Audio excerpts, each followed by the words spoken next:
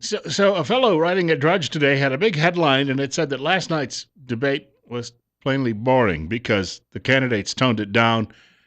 Everyone now trying to look more presidential after the last couple of contests where there were descriptions of anatomy and lots of name calling and that going on. And yet the biggest excitement in the last 24 hours just happened a few minutes ago.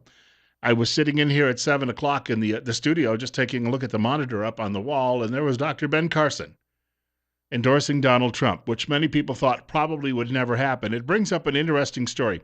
Ralph Reed, who has been a longtime leader of evangelicals working in the Republican Party, and Ralph Reed has greatly profited by that, we should point out too. But Ralph Reed has a column today at the Wall Street Journal, and he's trying to explain, I think it's the Wall Street Journal, he's trying to explain the Journal, which was a very anti-Trump paper until just about 2 weeks ago or a week ago, has had several contrarian opinions now about as if they've somehow, along with Carson, come to the realization that this is the best horse we have to take out Hillary or Joe Biden or whoever the Democrat nominee is going to be when we get to the general election in November.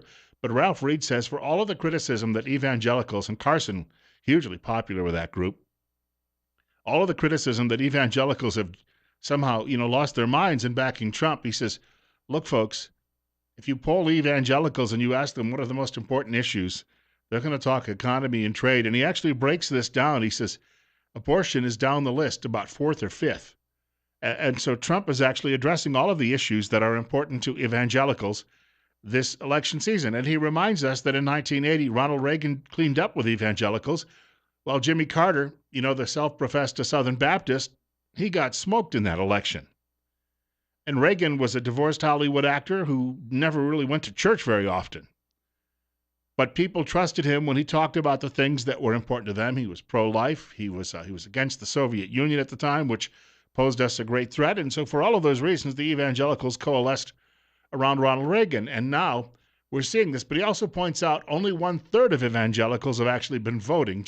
It almost mirrors the entire electorate so far in the Republican primaries. Trump basically picks up 1/3 and 1/3 of evangelicals. And to dispel something someone brought up on the air the other day, caller said evangelicals did not support Mitt Romney. No, not according to Ralph Reed. Ralph Reed has some numbers, and the statistics say 78% of evangelicals supported Mitt Romney in 2012. So I wanted to clear all of that up a bit before we got really into the meat of the program today. 9 minutes after 8 o'clock. I'm opening the show today. For those of you who sometimes take a look at our YouTube videos later in the day, I'm wearing the hat of the enemy this morning.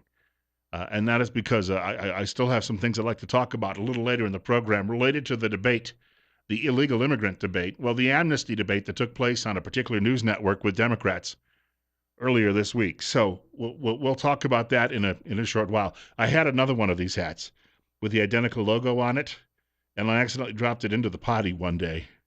And I thought it was an appropriate place for it. But today, one of them is on my head, not the same one. I want to make that clear. 46 right now, 10 minutes after 8 o'clock. Bill Colley with you on Top Story on News Radio 1310, KLIX, and newsradio1310.com. If the debate was so incredibly boring last night, and this is number 183?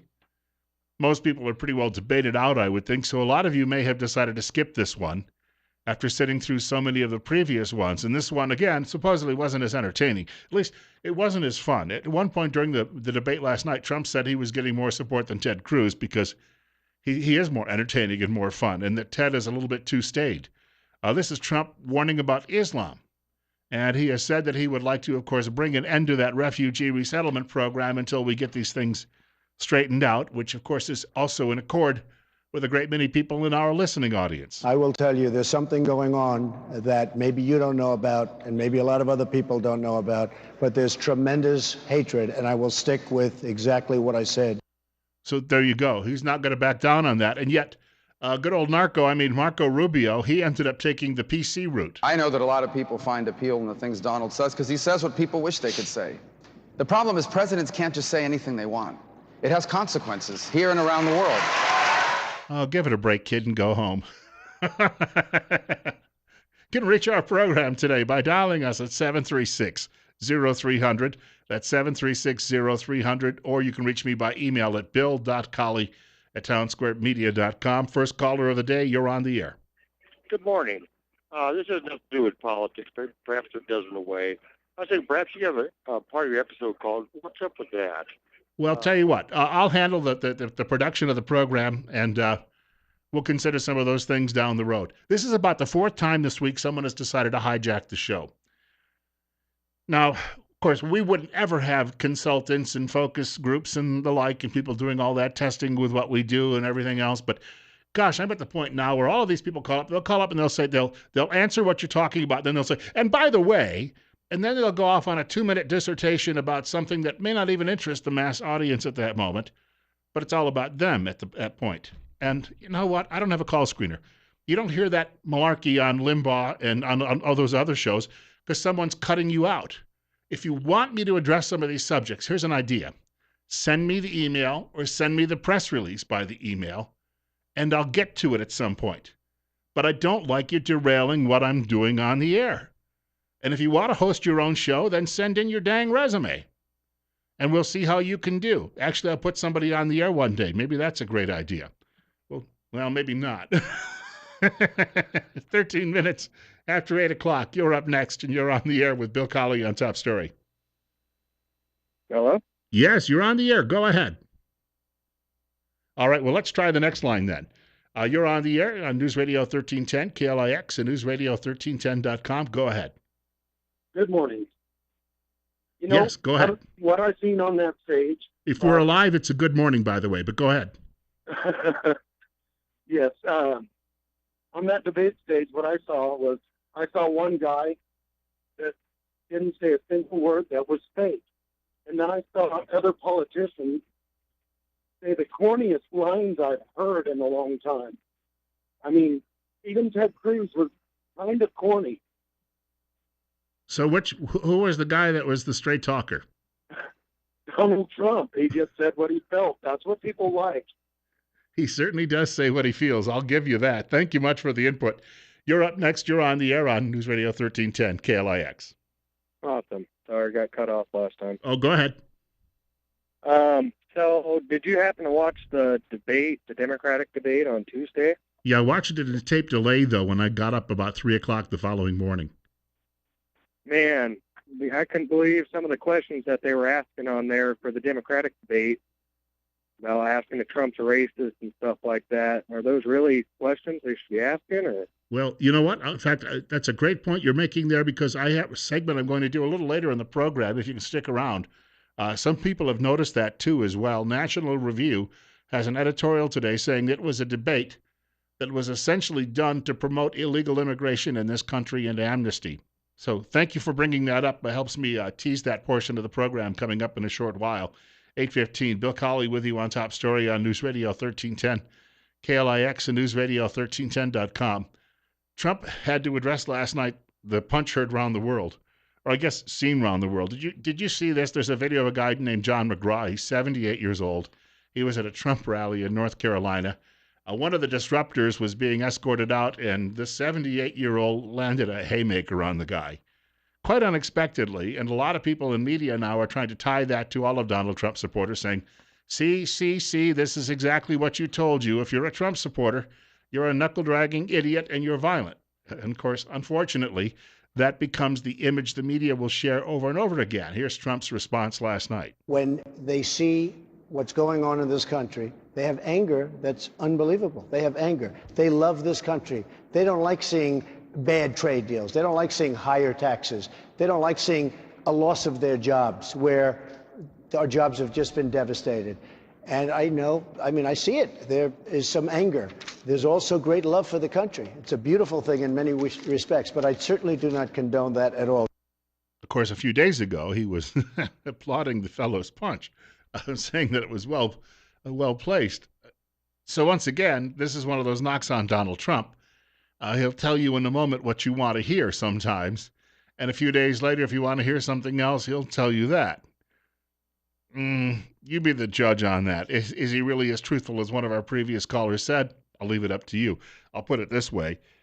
At the moment, he's my second choice. And if he gets the most delegates going to the convention, the Republican Party would be a gang of fools if they try to take it away from him. And of course, they're a gang of fools. They will. if you're at a Trump rally and you're looking to smack someone, if you got to really do it, go smack somebody from one of the major media networks, or the New York Times or whatever. At least make it worthwhile, for crying out loud, if you're going to get yourself or the candidate in trouble. Ted Cruz, by the way, had an opportunity to speak last night, and he was assessing some of the trade deals that Trump has been, and this is where Trump's real support is coming from. The fact that we are shipping so many jobs overseas, the other candidates are finally beginning to catch on, and keep in mind, Ted Cruz did support the Pacific trade deal before he was against it. When it comes to these deals, Cuba and Iran, they were negotiated by Hillary Clinton and John Kerry. There's a real difference between us. Donald supported Hillary Clinton and John Kerry. And what he said right now is that he agrees in principle with what they're doing. The only thing he thinks is that they should negotiate a little bit better deals. They should be more effective. I'm going to cut that off because according to my Fox News feed, this was about trade. He's actually talking about the deals that we made where President Obama threw in the towel and said, you know what, Iran can have the nuclear bomb. And now Iran is launching missiles with writing on the side that says, kill Israel, death to Israel. Which shows you just how up to speed the Obama White House has been through all of this. Meanwhile, John Kasich was taking on the Chinese, and you wonder who John Kasich and whose army is going to be doing that. They need to understand who we are. The Chinese understand. They don't own the South China Sea. They have to stop hacking everything we have in this country, or we'll take out their systems. How are we going to do that? Well, you know what? We'll launch a few missiles right into Beijing, and I don't think we got an explanation on that one last night. Unless we have a couple of young kids sitting in some, bedroom somewhere in mom and dad's basement who could do it for us when it comes to the return hacking, I suppose. Maybe he means something along those lines. Everybody trying to show off how tough they were during the course of the debate last night, including Marco Rubio. I'm sure his mom and dad were very proud of him. He asks nothing in return, and we are getting nothing in return. And Cuba and its regime remains an anti-American communist dictatorship, helped North Korea evade UN sanctions, is harboring fugitives of American justice, including people stealing our Medicare money and moving back to Cuba, all in exchange for nothing. At least they're not taking his lunch money. Donald Trump's already done that. 8:19. Bill Colley with you this morning on Top Story on News Radio 1310 KLIX and newsradio1310.com. I need to remind you, we have a candidate who is challenging in a Republican primary for sheriff in Twin Falls County. His name is Cliff Katona. He's going to be joining us on the air between 9 and 9:30 this morning. This is an opportunity for you as well, perhaps, if you've got a question for him. Forget the statements. We got a limited amount of time, and the statement callers who call up and give a 3-minute statement, sorry, I'm going to cut you off. But if you got legitimate questions for our guest, feel free to give us a shout in the next hour of the program. That's on the way, right here on News Radio 1310 KLIX and newsradio1310.com. We were mentioning if Donald Trump goes to the convention and he's got a 500 delegate vote lead, and yet he's just shy of going over the top. If the GOP leadership decides they're going to then take it away from him, they are going to be dealing with a stomping mad base and a lot of blue-collar Americans. They will lose them for a couple of generations. It may be the end of the Republican Party. Pat Buchanan writing about this today, and he mentions that group. It included a lot of people in conservative media, but also a lot of heavyweights in the party that gathered this past weekend at Sea Island, Georgia. I want to get to that in just a moment. But first, let me share with you 8:24 and 44 at our studio this morning. May vary a degree or two where you are, but looking forward to a day where it might be partially clearing and then some more unsteady weather over the next several days. That's a good way to put that. I do want to tell you as well, if you're tuning in this morning and you can hear us, God bless you. If you're having difficulty hearing us, you need to be contacting Dr. Christine Pickup. She's a doctor of audiology at Mount Harrison Audiology in Rupert. She's located in the medical building there, 1218 9th Street, unit number 2. Her telephone number, 312-0957, or go online, mountharrisonaudiology.com. And she asks if you're on medication for high blood pressure or a diuretic, because these medications can affect your hearing. Hearing health is a reflection of your overall health. When you come in for a free wellness hearing, and that's a free wellness hearing screening, at Mount Harrison Audiology, Dr. Pickup is going to review your medications and also discuss ways to protect your hearing in the future. In other words, if you're living next door to the airport, put up some sound barriers. But don't ask me to pay for those, please. Pat Buchanan says the American Enterprise Institute was the sponsor of this event over the weekend. I'm just going to share this quickly with you from his column today. It is a public policy research group. It is a 501c3 under IRS rules, an organization exempt from U.S. taxation.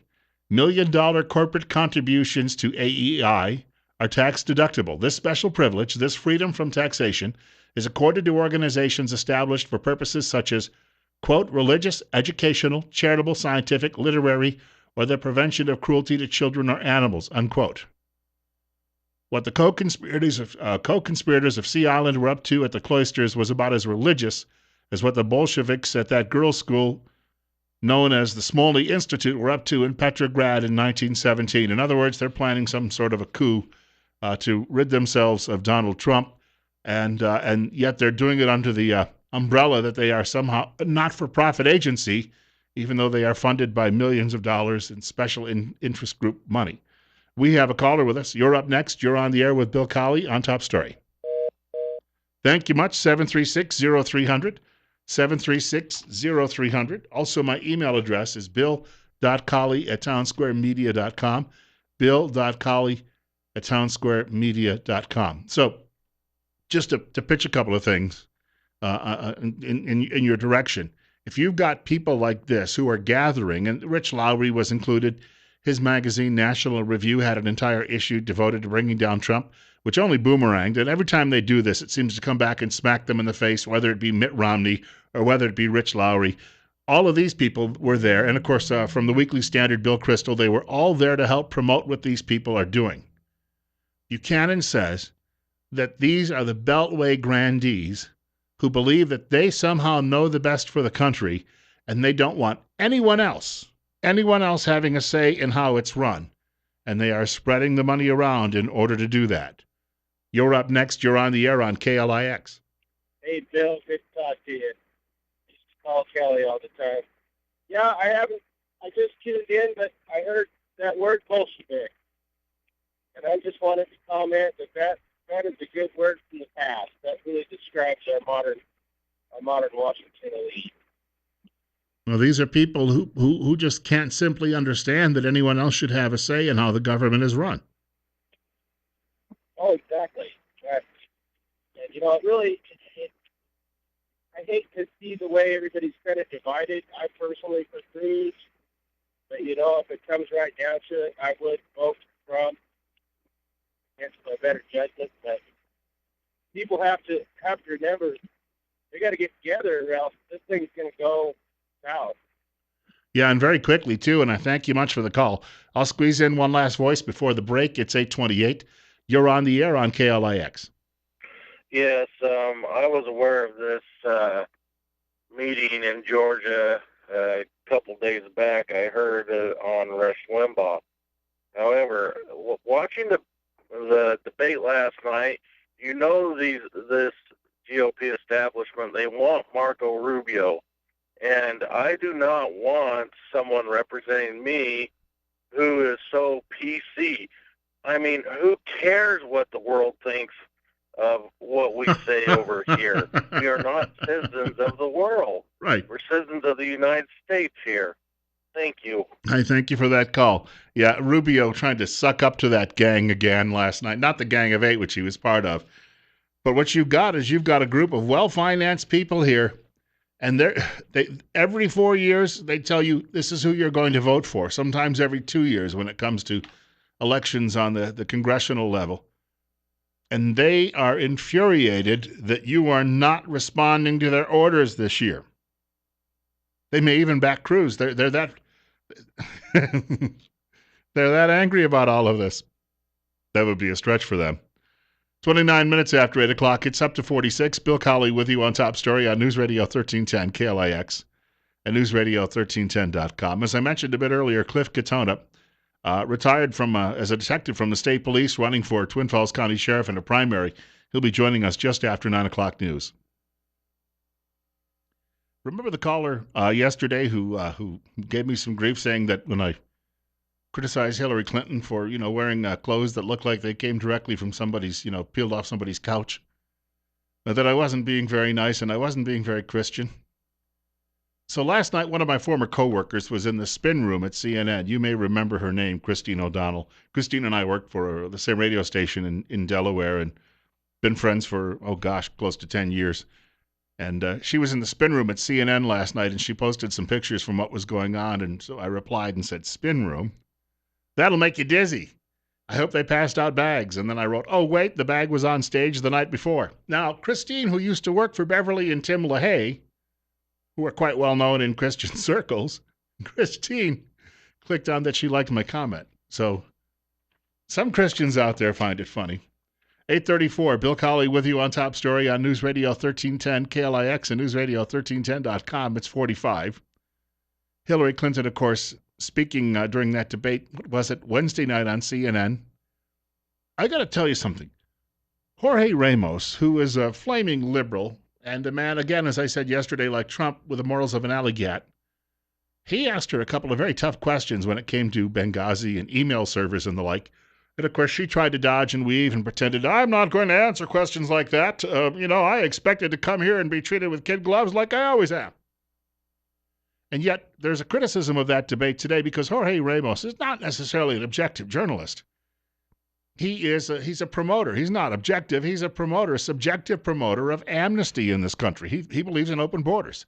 In fact, he'd like to probably see the border go down in one great big North American union. And then they can rewrite our Constitution to, pass out goodies for everyone. So I bring that up because I want to talk about that in just a moment and some of Hillary's responses from that event, because she's, if the media would do its job, we would be hearing that she is just digging her grave deeper and deeper. Hey, I've got to tell you quickly, though. Our friends at Tint Lady have been with us now for, I think, just about a year on the air. Tint Lady has a new office. Moved the storefront over to 127 Filer Avenue. You'll find it at the corner of Washington and Filer, and of course, much more visible than the previous location.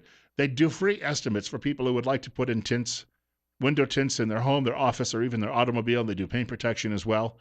And we've been telling you that they'll help protect a lot of your goods inside the home from the bleaching by the sun, but that also reduces in the summertime the heat coming through the windows, and that'll save on your electric bill when it comes to running that air conditioner. You can get that free estimate by calling 736-8469 or going to the website, tintladyidaho.com. They've been doing this nearly a quarter century here in Twin Falls. Open Monday through Friday, 9 a.m. to 5 p.m., Saturday by appointment only. And remember, don't squint, get tint. National Review brings up Hillary's response to the fact that she claims she did not tell the parents of our 4 dead in Benghazi that it was a video. Now, isn't that guy still locked up in prison who made that video that no one had ever heard of? They blamed it on the video. It caused riots afterward all around the world. People died by the scores, but hey, that wasn't important. Getting Mr. Obama reelected was. So, stepping over the dead bodies of those people, if that helps you stay in power, it's almost like watching an episode of House of Cards. They don't care who dies, as long as they get to continue the evil that they do. So I've got this from National Review. Writer by the name of Catherine Timp says, I have to ask, why would Smith, she means Patricia Smith, whose son was killed in Benghazi, say this if it weren't true? It's not as if Smith has anything to gain politically. She's not a politician. To be clear, Hillary's saying that Smith is wrong to accuse her either A, of being delusional and in imagining scenarios that did not happen, or B, of being someone who would deliberately lie to her at her own son's funeral for seemingly no reason at all, that is, of being a twisted and downright despicable person. Now, Patricia Smith is not the only parent who has said Hillary told them that story. And they also heard it from the president, and they heard it from Joe Biden. So, all right, they're claiming then on the left that this is a conspiracy. Patricia Smith appearing with Neil Cavuto yesterday on Fox News Channel, and she says something is very rotten. I do know that they asked for help. They did not receive help. I would like to know the reason why they didn't get help. What is the reasoning behind that? There's got to be a reason why no help was sent after 8 requests. Well, you know why? Because all of those Democrats who were in that Situation Room when Mr. Obama was giving some speech or playing golf somewhere, they're all chicken bleeps. I mean, that's what they called Benjamin Netanyahu, a man who was a special in Israeli special forces. Yet they couldn't bring themselves, because they created this mess, they couldn't bring themselves to try and solve that. And this is her reaction, Patricia Smith, to Lyon Clinton. I do not want her to be president. She makes terrible decisions, and until she can come up and explain why she did what she did and apologize for it and have somebody be responsible, claim responsibility for it, I won't be happy. My son is dead. Patricia, what she said a year ago today, what difference does it make? In other words, at this point, rehashing all of this and what happened, the whole details behind this tragedy, what difference does it make? What do you say to that? Well, it makes a big difference, but not to her, obviously. Of course not. It's all about getting elected and maintaining power. Once more, if you're a fan of House and Cards, you know that, well, not modeled on the Clintons, you know how close it is to reality, and even reality with the Obamas. People were dying in Benghazi, and then they were dying around the world after they made up this cock and bull story about this film. And they didn't care. It was all about maintaining and wielding power in Washington. 20 minutes away from 9 o'clock. Candidate for Sheriff Cliff Katona will join us in about 30 minutes right here on KLIX.